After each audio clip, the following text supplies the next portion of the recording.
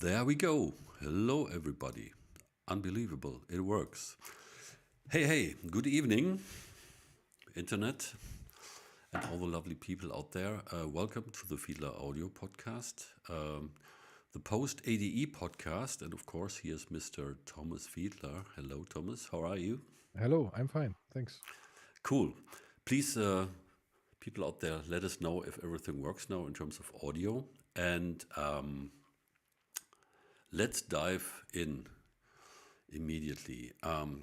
You've been to ADE, the Yes. Amsterdam dance event, Yes. and were the guest at the Dolby Atmos house at the Tobacco Theater hmm in cooperation with Ableton Live. And the idea was to show how Dolby Atmos production works with Ableton Live Yes. and show this to the ADE community. So,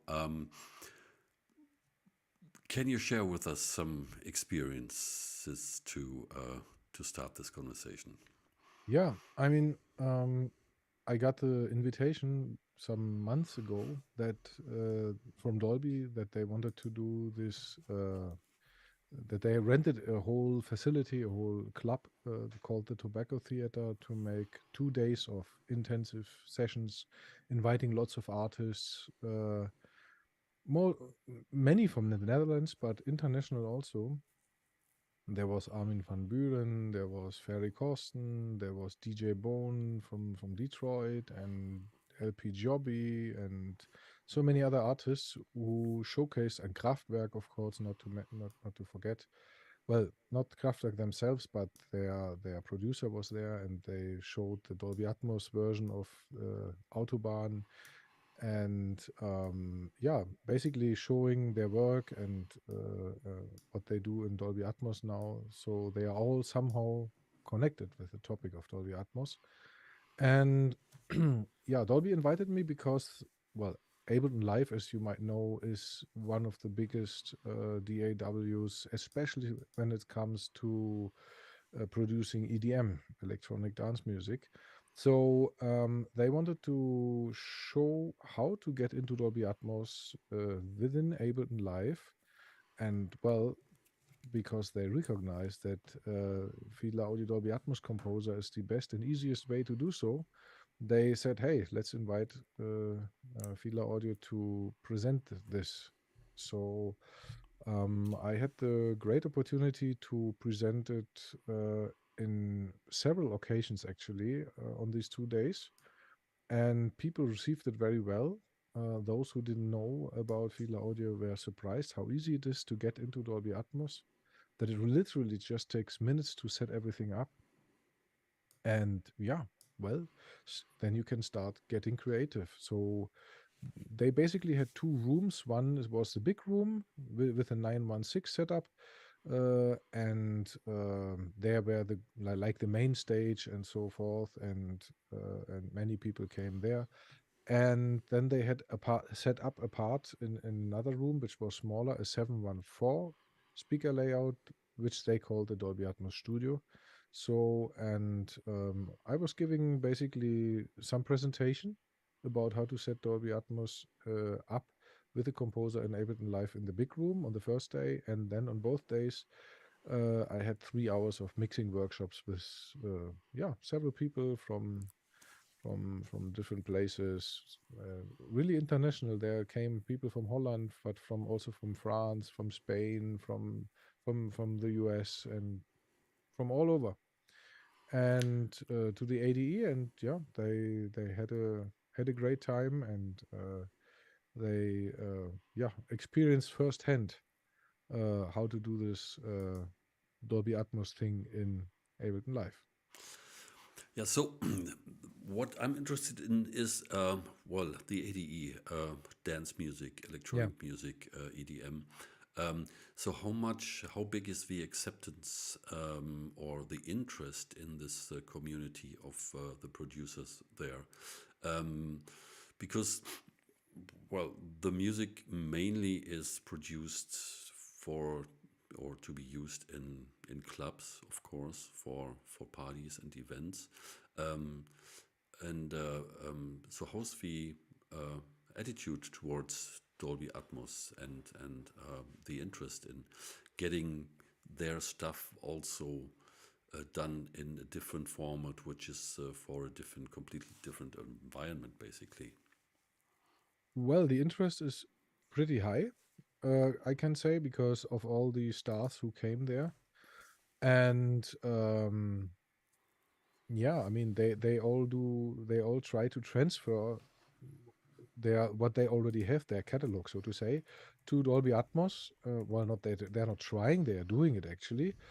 And they go different routes to do so, but they definitely push this topic forward. So from that side, I can say uh, Atmos is advancing also in the electronic dance music scene, if you will. And you might be right that in the club, it didn't yet arrive in the club because well, a 916 setup is a different animal than just having than the common PA which you would find, let's say, in a club. But the setup Dolby had there, the 916 setup in the big room, gave a good impression that Atmos is possible also in such an environment. And one artist, Ludovic, he was making a live concert there, and he performed in front of the audience in the big room, and it was really an interesting experience to be really and completely enveloped in this and in this experience, in this musical experience, to really get everything coming from one side, from all sides. And yeah, I can say there's still a lot of possibilities to discover on how to implement immersive audio, or how to marry, so to say, immersive audio and the clubs. But I think it's definitely possible. And were the people, the producers, I guess you had mainly music producers there in the Yeah, audience, yeah. and not so many listeners who were interested in how dance music would work Well, in both also actually. in a home environment, basically. Um, so, what was the level of knowledge? Did they come with already, yeah, well, with basically a plan? So, I want to do this. It is mandatory. We need to jump on the Atmos train, or was it even a little bit more low level, or were they just specifically already working, looking for a good working solution to do it? So was the mind made up? Yes, I want to do. I need to do Dolby Atmos, or was it? I like to have a look, and maybe. What's your take on this? I'm asking because of Mm. the general acceptance and the if Yeah. there's the need for it, or if there's the diffuse wish or the interest. So let's have a look and let's see what it does. It's all of that. It was really there were people who just were just interested to see how it works, like making their first steps towards thinking in that direction. And but there were other people also who were quite determined to get it work.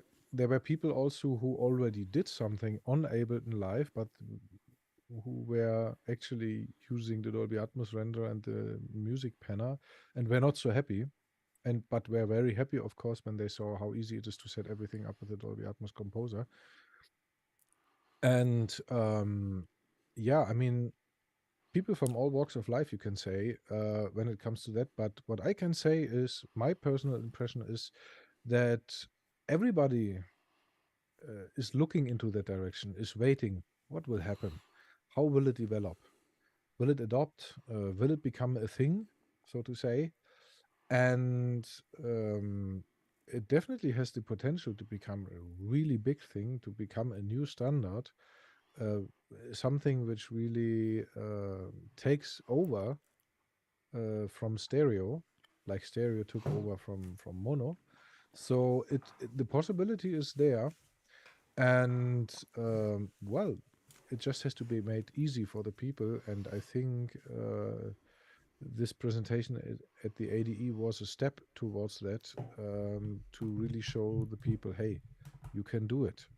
You can do it at home, and you also don't need a big speaker setup to start this whole thing. Take some headphones and start doing Atmos. At some point, go into the studio or try to find a way to also listen to it on speakers, just to reflect on what you do and to refine your capabilities, so to say. But you can definitely do things on headphone, do really great things on headphone, and that also counts for the electronic dance music. Okay, so and the key, of course, for this, the whole door opener was the Ableton Live, because the Yeah. EDM and dance music producing community basically the majority works with Ableton Live, and Yeah.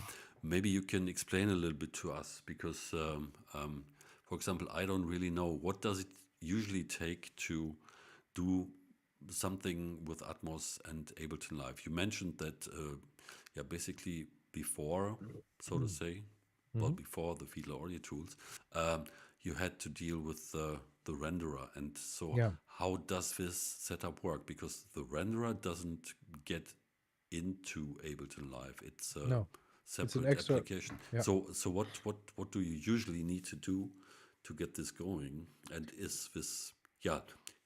Let us know if this is a convenient thing to do or rather not. Well, it's a possible route, but it's far from convenient because first it's a separate application. Second, it only works on Mac, and you have to do some preparation stuff to actually properly connect to the Dolby Atmos renderer. And then you have the Dolby Atmos Music Panner, which is basically the plugin which you can put somewhere in your session and pick up the audio and send it over to the renderer, being panned around and stuff like this. So this is quite a headache, especially when you have tempo changes. Hmm. So I got reports from people that they were those people who were actually using it. They told me when we have tempo changes, the thing falls apart. It doesn't work like this. So, and well, on the other hand, on the other side, there's the Dolby Atmos Composer.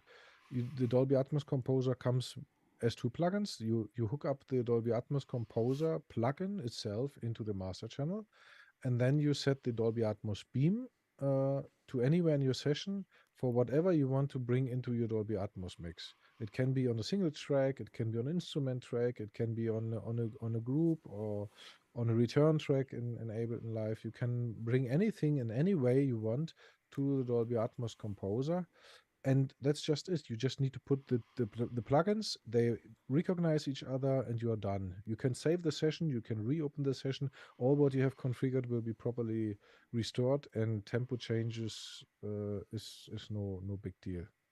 Are no big deal to actually get into. And of course, then come the other tools, which are Space Lab, which is an immersive reverb. This was also something which caused jaws to drop. Um, you just take a return channel, you put Space Lab there, and immediately in Ableton Live you have a 916 reverb, just like that. You don't need to do any routing to break your head or whatever. The Space Lab and the Composer, they recognize each other, and you can immediately throw everything and into the immersive reverb Space Lab, whatever you want to have there. And yeah, that's basically it. How to quickly and easily get started in Ableton Live. And if you want to get sophisticated, you also can do mix bus processing for Dolby Atmos using Gravitas inside the composer. And this whole, yeah, ecosystem, if you will, is available on any DAW, but it was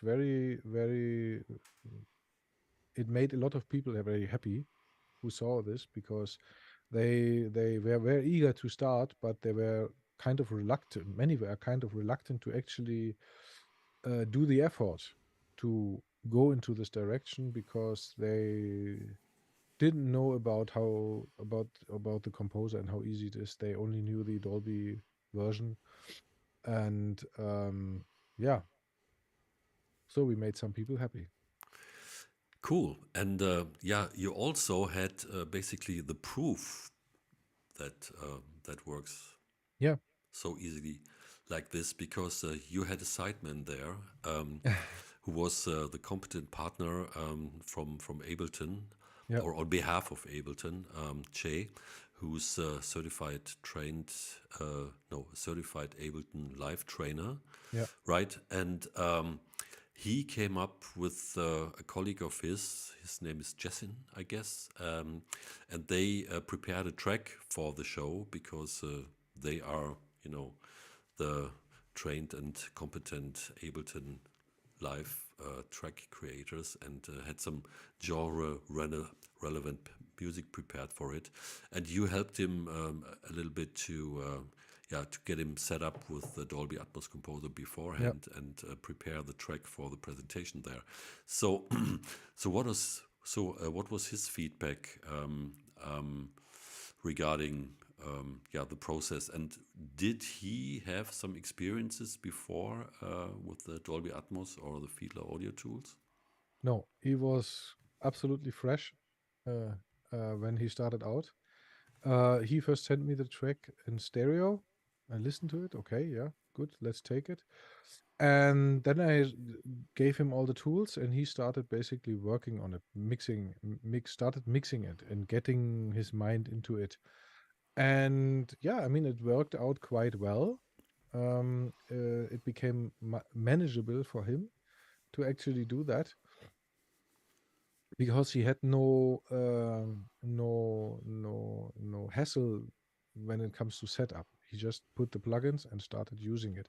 Of course, he had to make some decisions, which you have to do in any way when you start out with Dolby Atmos because um, for example, many people who produce something, they use nested groups. Like you have a few tracks and then you group them into a group and you process the group, and then you have several groups which you group in another group, and then you process this. So they have like multi-level grouping and processing on each group. So he had to get his head around um, how to solve the different tasks for grouping and how to get this actually into Atmos, because the big difference between Atmos and stereo is that Atmos is not a really a glued mix, a mix where everything is glued together in a fine format, but it's basically, yeah, the mix, but in form of different of the still available different channels.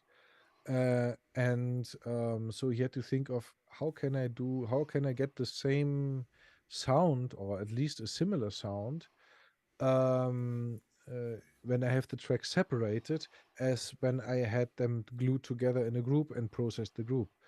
Yeah, and well, partially or a lot of a big part of that was solved by Gravitas, because you can hook it up in the Dolby Atmos composer and then select the channels you actually want to process. So you don't have to process the entire Dolby Atmos mix, but you can say, okay, I'll send my drums as objects into the Dolby Atmos composer, separate objects.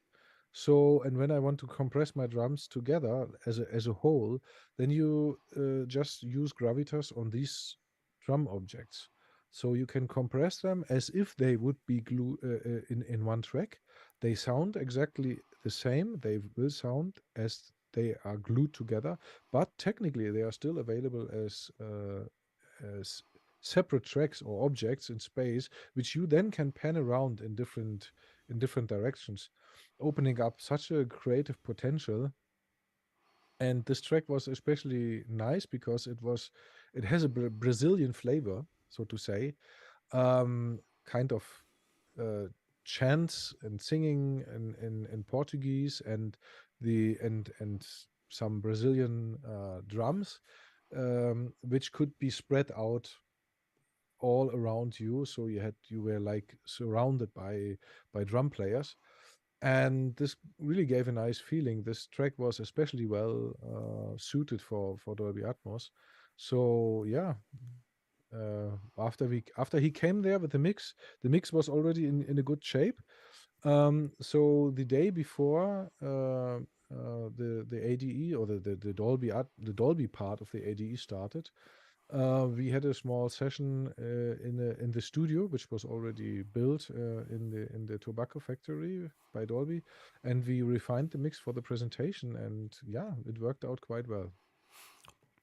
And artistically, because what we hear quite often is that then people are in front of that Dolby Atmos idea, and they wonder how complicated it is to make the placement, the positioning decision, because now the music it goes left and right, everything is there, and Hmm.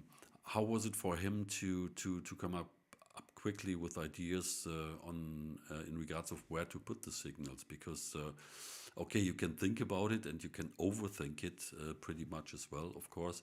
Or was it quite you know playful? Because with the Dolby Atmos composer, you can be pretty playful because it's pretty Yeah, easy yeah, to do something and also to take it back yeah. and rearrange and things like this. But it needs to have this mindset, not to sit there and think of do's and don'ts, which might be entirely virtual. Yeah, yeah, do's and don'ts. Of course, there are some.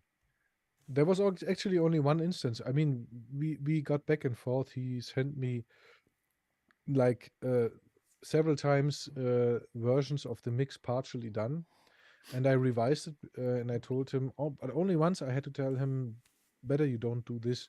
This is when he actually reduced the distance of the objects to the listener in the Dolby Atmos beam.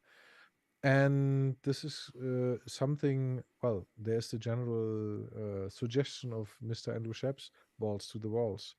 And I told him, better you stick to that, because then you don't have any unpleasant surprises when it then will be heard back on speakers. And later, when you get more to when you know more about this and how it sounds, when you get more experience, more listening experience in Atmos, then you can really do this on purpose.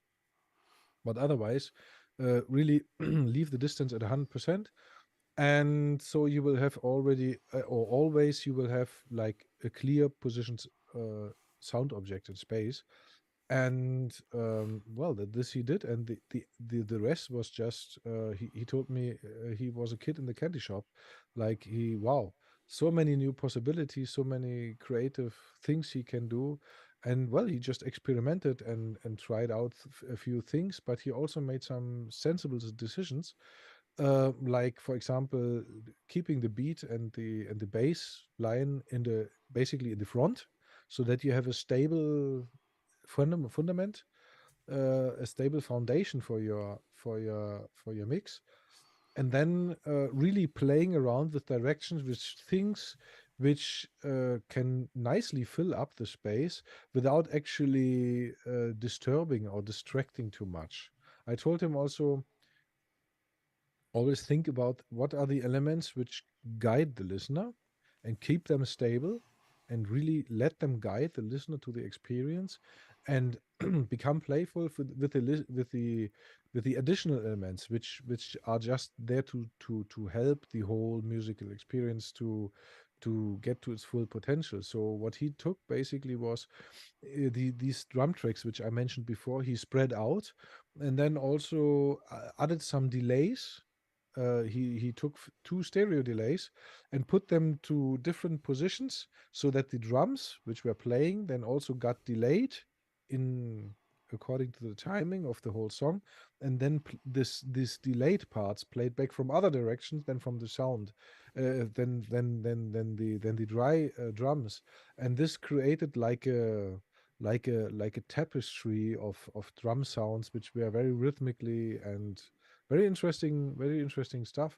And of course, we used Space Lab for having a great reverb, because the Portuguese chants, the Brazilian chants, really said we want reverb.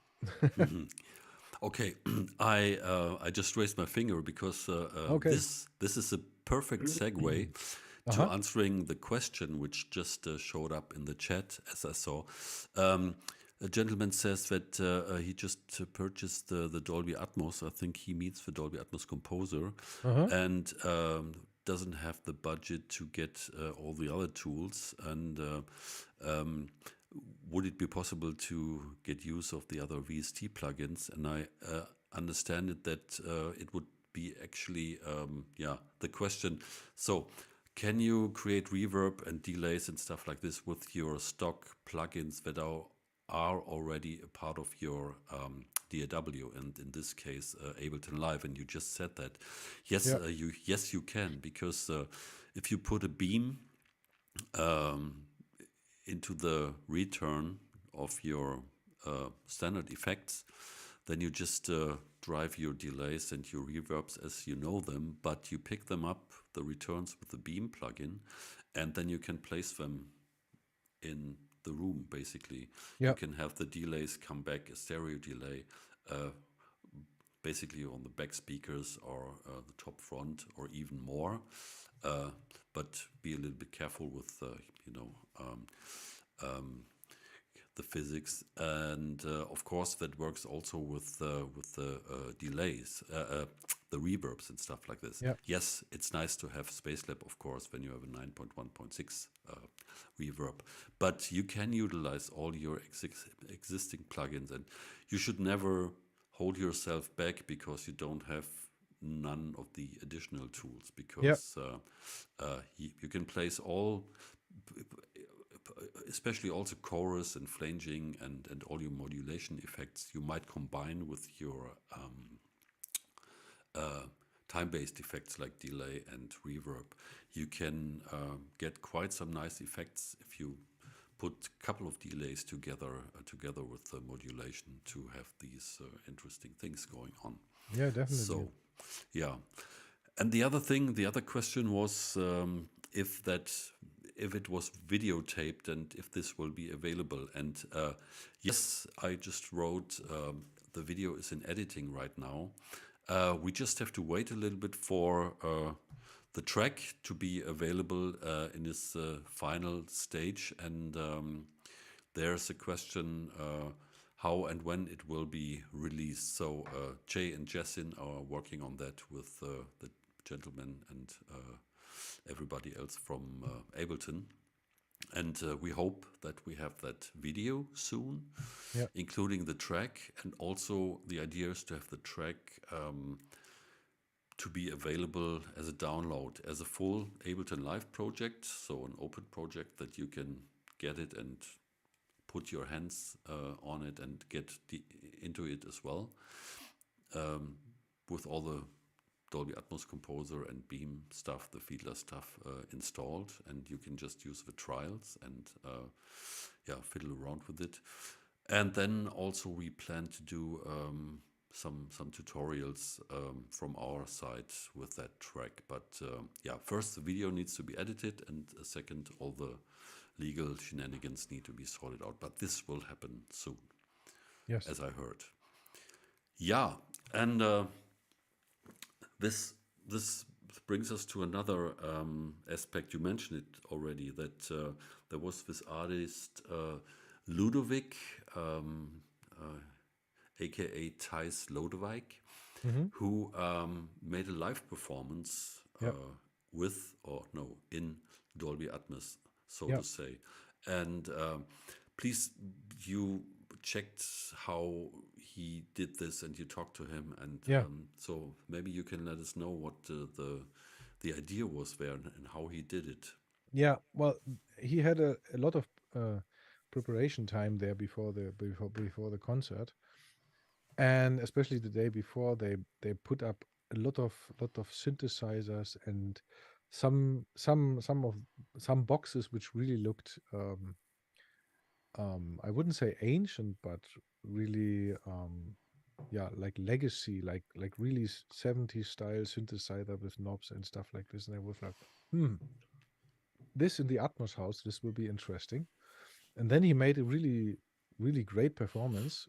And after the performance, I went to him and I asked him about his workflow. How does he combine these hardware synths and all that stuff together into Dolby Atmos? And he told me that, well, he pre-programmed basically objects, and but empty objects, so to say. Usually when you start with Dolby Atmos, especially when you start mixing, you already have your things, and you think, where will I put it, where will I put it in space? But he approached the other way around. So he created basically a lot of objects which are flying around on different trajectories, and then in the live performance, he assigned, or he sent his different sounds, his different instruments, his different tracks into these objects, and thus created the whole experience. And this is very interesting. So he fed everything of all the different synthesizers and everything into the computer, um, into Ableton Live actually, Hmm. and from there he used the old fashioned way with the Dolby Atmos music panel and the renderer to actually yeah, have it output to the 916 speaker setup there. Yes, that's pretty interesting, and because I would have thought that you have to deal with latency and stuff like that, and but yeah, obviously it worked. And Yeah. have you thought of a way? Would something like this be possible with Dolby Atmos Composer as well, and with Yeah, yeah, Beam? yeah, In yeah. theory, yes, because if you set up some buses, for example, with beams, and you route your live input into these buses, for example, that would be possible as well. Yeah, And so you could do also yeah, a live thing. Yeah, yeah. that's pretty interesting. Yeah, he came the question how he dealt with the latency. Well, um, um, I'm well. Actually, if you have everything correctly set up, you with the composer at least. I don't know how big the latency is with the Dolby Atmos renderer. Didn't ask him about that. But with the composer, if you set everything up correctly, you have 512 samples buffer size. This is not ideal for many things in the live part, but you still can do certain kinds of performance, and well, what can I say? The low latency version is work in progress for the Dolby Atmos Composer also, which will eventually be able to go down to 64 samples in total. So, and this is something which is very nice for live setups or for live playing. But if you can cope with 512 samples because you play slow or you have a more ambient music or whatever, then you can do that already without any problem. Yeah, and then yeah, maybe just use existing tracks and route stuff around as well Yeah. randomly, and react to the atmosphere in the room and stuff like that. Yeah, this is going to be interesting. And then yeah, of course, it's it's going to be interesting to see if some clubs, maybe not clubs, but event spaces, would pick this up and add a little bit of an interesting sonic experience to visitors, to Yeah. have things happen in real time and not static, to make some unique experiences. Yeah, we will see. Of course, you would have to, and that's another thing for generally the music production for yeah, the recorded end result. Then how all this translates to you know, the speaker systems in the consumer's home with headphones. Of course, it's it's no problem. But yeah, that's that's also it would be a great thing if there would be Atmos setups in clubs, and you would be able to, like in the old days, bring your burned CD or now your MP4, a better version of the existing MP4, and be able to play your stuff there and check it out. But this is something for the hopefully near future, I guess. Yeah. I mean, Uh, live acts are possible, but the playback of already existing tracks, this is still something which has to be worked out, so to say, in the for the DJs.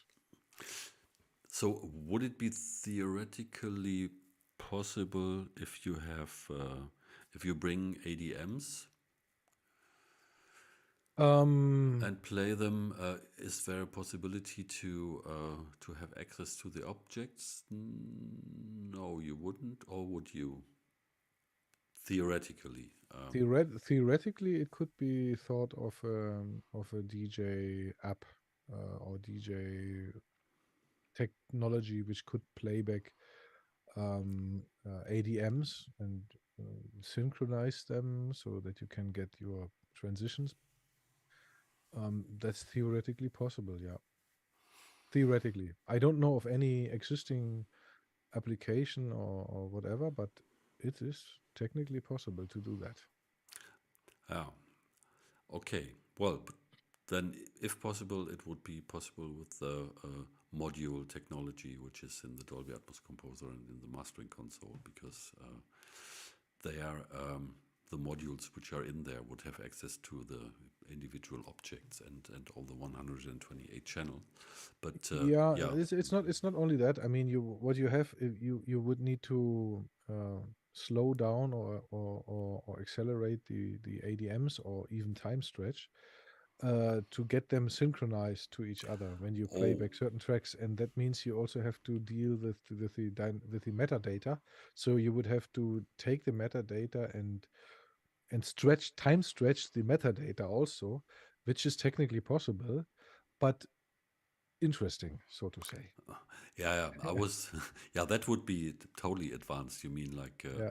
mix tracks into each other and. Yeah, yeah, well, that's what DJs do. I So know, I know. I was just thinking in playing back ADMs and then have access to the positioning maybe. So yeah, if you would want to change it, yeah. But I mean, if you have an Atmos mix, then actually this is already thought of. So you should expect a well-working 3D mix. And what the DJs would be interested, I guess, in just doing their DJ thing, but maybe with Atmos tracks. So ADMs, well, ADMs are quite big, gigabytes per song without any problem. Maybe that, or maybe some other version, maybe MP4s or something like that.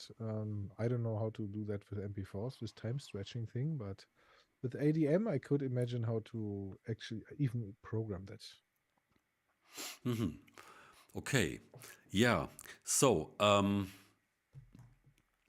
let's look forward to the track and the content, so that Yeah. we can get the idea of what happened there and yeah, what the process were and how you know newbies, so to say, to Dolby Atmos came up with the music in Ableton Live and added the Fiedler audio tools and ended up with an amazing Dolby Atmos track. So looking forward to this. And yeah, is there something else cooking and relevant you would like to address now?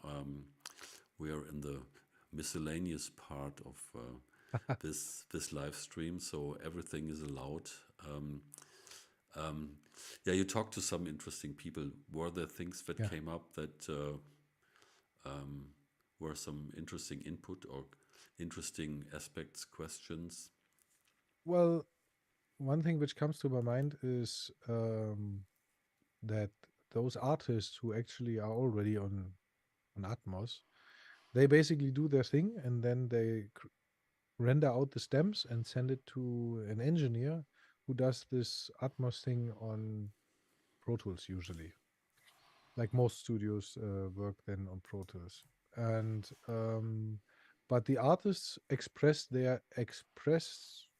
desire to also put their hands on it, to really put their creativity into also the Dolby Atmos aspect of their productions. So, and yeah, they were very happy to hear that it is actually possible, so that they actually, instead of working in Ableton Live and doing their song, creating their song, and then sending it to as stems to the engineer to create the Atmos version of it, they can actually do it at once.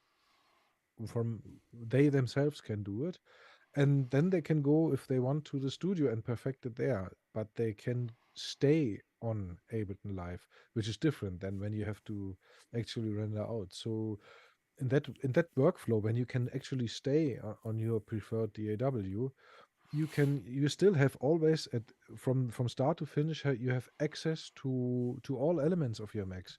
You can even change it musically if you see fit, if you get inspired by the new capabilities of the 3D audio space, that you can place everything around you.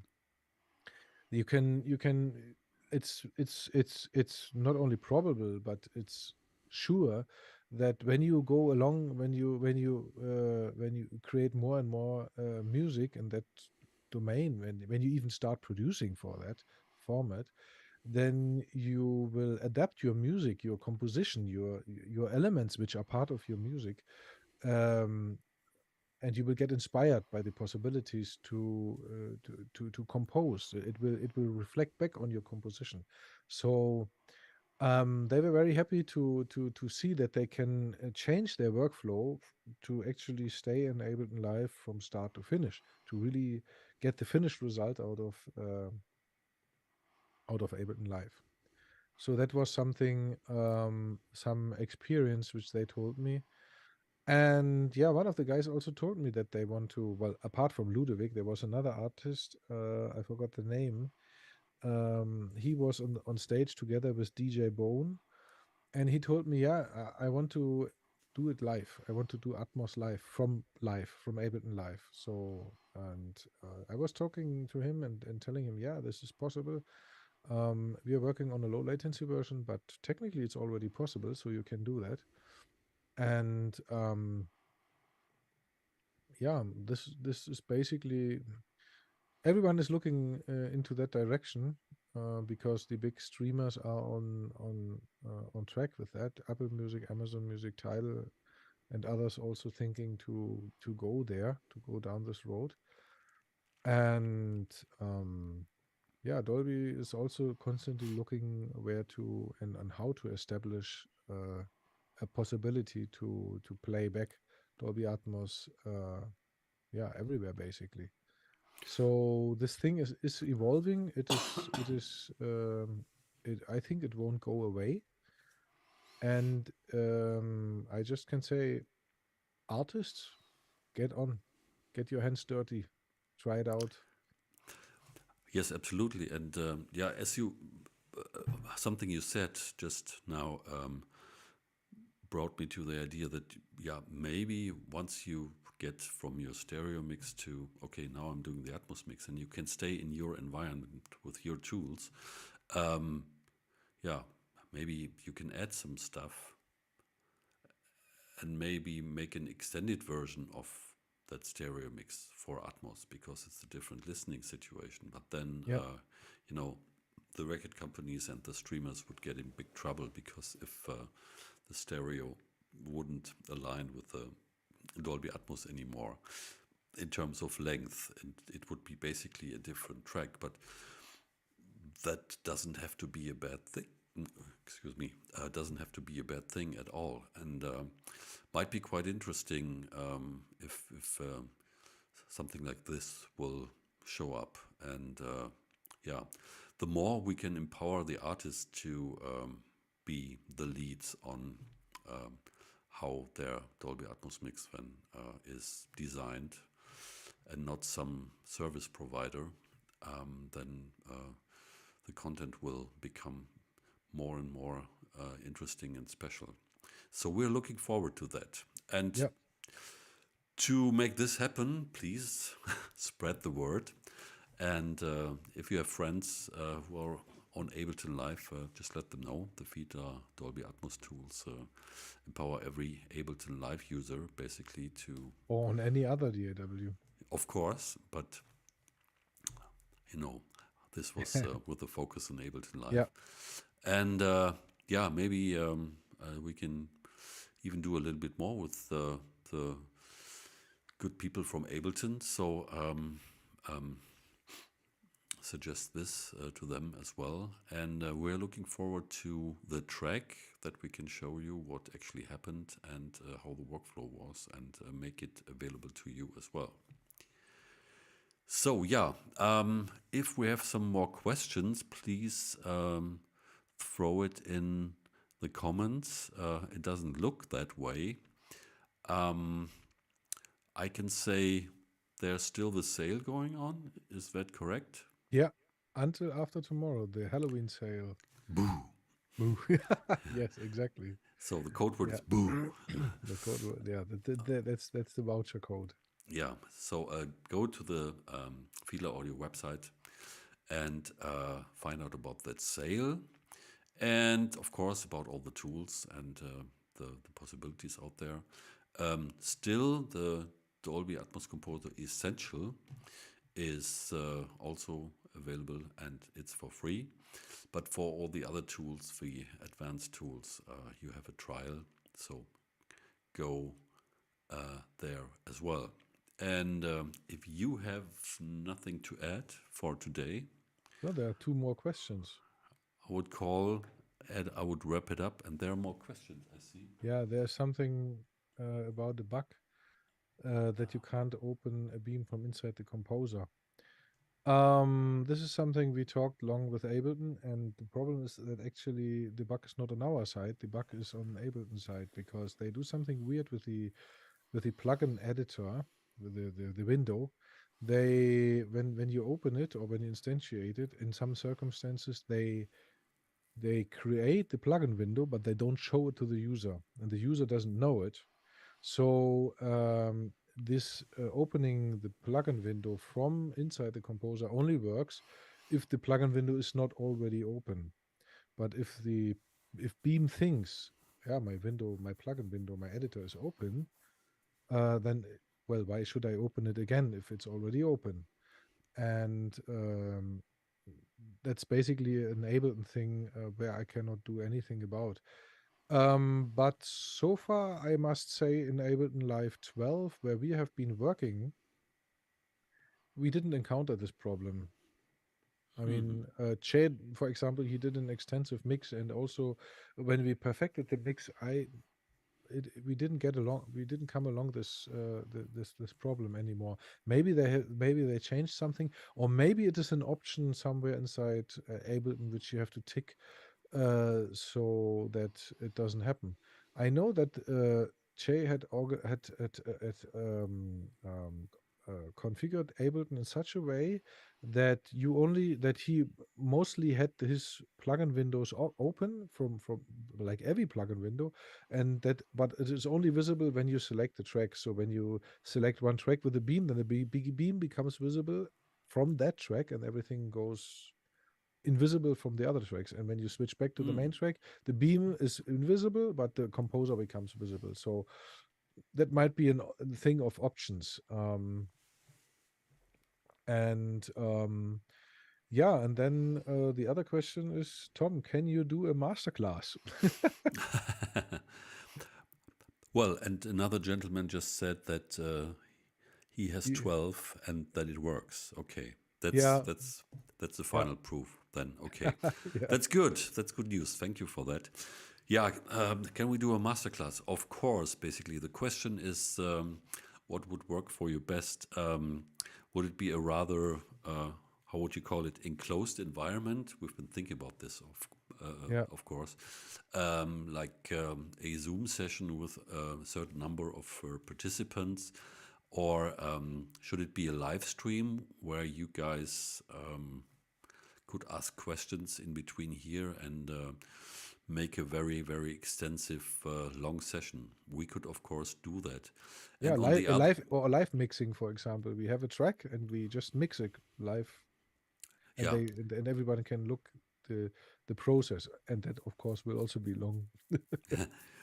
yeah, and have questions, and then we could Sure. take the time, and because it doesn't cost anything except for the time, Yeah. we could do that and try that if you're interested. So please let us know if that would be something that you would like. Otherwise, I have made a quick, very simple mix project that's on my YouTube channel. You see here the skating dog label. That's me, Tom. And there's a lot of other stuff on this channel. It's pretty cluttered. But there are 3, 4, 5 Dolby Atmos related things. This mix with Ableton Live, then I explain a little bit my bus system, and then there's another track. And we still have another track in the making that I would like to do very, very quickly. And we could announce that and maybe do a live thing. Thomas, Yeah. what do you Possibly. think? Yeah. I mean, with Zoom, it's great because you can actually transmit in stereo, so people can put on their headphones and listen to binaural. So that I think will be a great experience. Yeah, but we can do this here as well, because in Zoom, Yeah. we well, in Zoom we could do it, but we couldn't stream then, because when you stream out of Zoom, Yeah. stream out of Zoom, uh, it's not stereo anymore. So Oh. Oh yeah. Limited technology. so I could create an OBS setup and Okay. see if we can do that. Okay, Yeah. let's take this as a challenge. Thanks for Yeah. that, and let's do it. So, is there anything more? Live mix, yes, please. Okay, yeah, live stream. I hear you. We hear you guys. Let's do that, and maybe I don't know. Let us know as you're on here right now. We could either do it in the next Fiedler audio live stream. It's up to you, Thomas, to decide this. Yeah. Let's Or see. Let's see. I think we need to prepare this, but in one of the next, let's say it like this. yeah, and if I find the time and get a setup going that works, I think I wouldn't hold back and give it a try, which would be sort of an unofficial Yeah. live mix thing, and then we can do a proper one, bigger one on this channel and as part of the live stream. Yeah, okay, cool. Thank you very much. That's great, nice. Yeah, okay, that's great to hear. Thanks a lot, guys. We will do that for sure. And yeah, it depends on when the ADE track becomes available. We might do that first then, and yeah, we'll see, but soon. Okay. Yeah. Here's another one. Is essential to produce Atmos mix from start to finish? Yes, basically yes. The advantage of the bigger version is that you can add, for example, the Gravitas module, and you can master, and also the Beam plugin has more features, and the Atmos Composer has more features, and you don't have LFE control in the essential version. It's basically the idea to get you going and do everything. You can render out a proper ADM that is Yeah. fully Dolby compatible, of course, but You can think of the essential version as something which is similar to the Dolby Atmos implementation in Logic Pro, or the first version of the Dolby Atmos implementation, where you can do really only basic stuff. You could render out an ADM file, of course.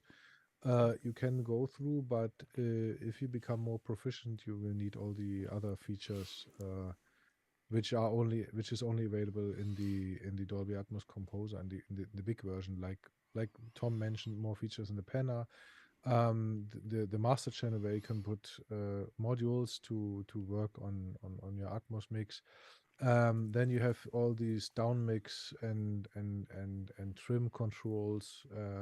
You have access to groups and descriptions. And what else? Oh yeah, loudness measurement you have in the in the big version.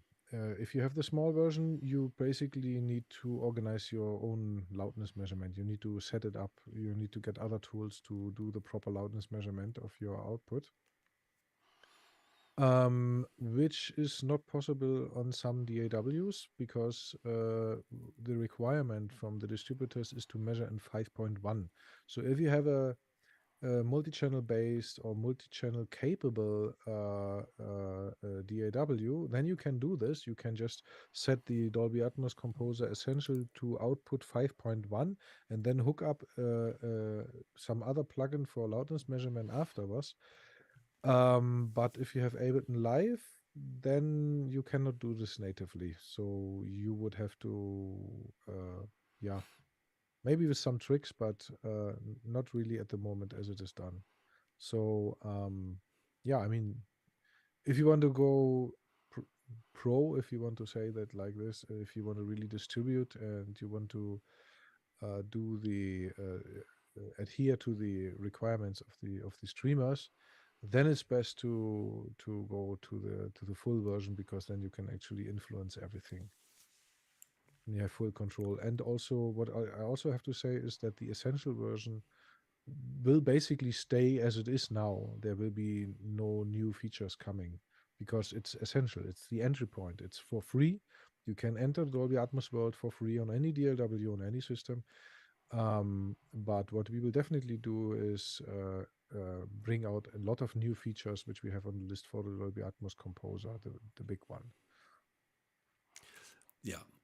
So it's to make your feet wet. Check out if you can develop thinking, the Atmos thinking, way of thinking.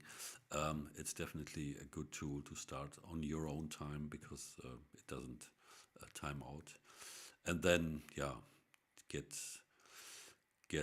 the real thing to play with the big guys. Yeah. Of course, for sure. Yeah, cool. So, thanks a lot for today, I would say. Yeah. Now, don't forget the Boo discount on the Fiedler Audio site in the store. And we will meet again soon with some kind of, track listening tutorial. And we will let you know about the masterclass. And yeah, see you there. Subscribe to the newsletter, to the Facebook page, also on Instagram as well. And on YouTube. And on YouTube also, of course. Because if we do the stream thing, it's of course great if you click the subscriber button and also the bell so that you will be informed about any new things going on here. Wonderful. Yeah, Mr. Fiedler, thanks for sharing your ADE experiences and thanks for coming up with these amazing tools, of course. And here's something else. Yeah, thank you for your time. Thank you for your time as well. And see you soon. Take care. Bye-bye. Bye.